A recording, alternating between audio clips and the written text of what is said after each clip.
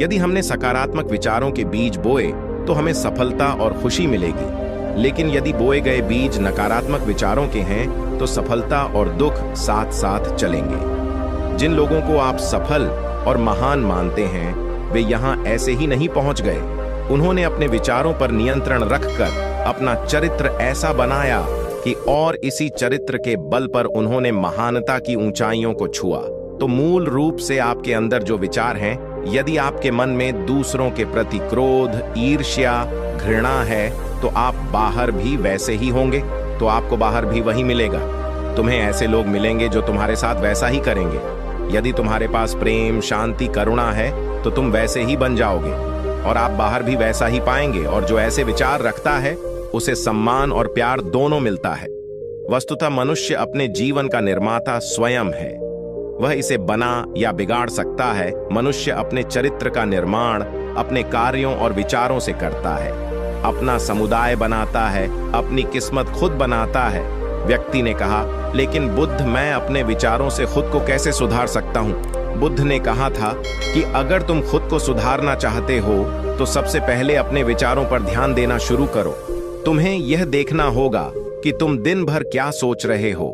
क्या तुम दिन भर मन में बुराई और लोगों के प्रति नफरत पाल रहे हो?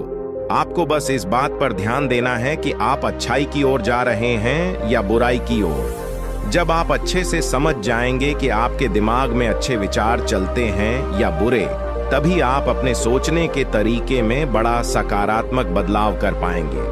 आपके अंदर कभी न खत्म होने वाला खजाना है। आप नहीं जानते कि आप क्या कर सकते हैं, आप किस तरह की अद्भुत शक्तियां प्राप्त कर सकते हैं। आपने महान योद्धाओं और महान लोगों के बारे में तो सुना ही होगा।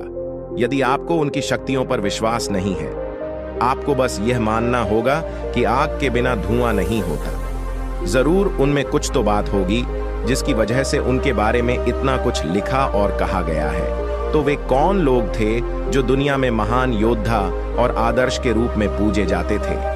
अगर हम थोड़ा और गहराई से सोचें तो ये वे लोग थे जिन्होंने अपने भीतर के अटूट खजाने को पहचाना। वे लोग अभ्यास करते रहे और सभी की भलाई करने वाले लोगों की मदद करके खुद को बेहतर बनाते रहे, और वे दुनिया में महान और अमर हो गए। और अगर आप भी ऐसा ही करना चाहते हैं तो सबसे पहले आपको अपने विचारों पर ध्यान देना होगा। बुद्ध ने आगे कहा, एक मानव मन बगीचे से तुलना की जा सकती है। जैसे बगीचे को साफ और सुंदर रखना, समय समय पर उसमें उगने वाले खरपतवार को हटाना पड़ता है, रोज पानी देना पड़ता है, पौधे की देखभाल करनी पड़ती है,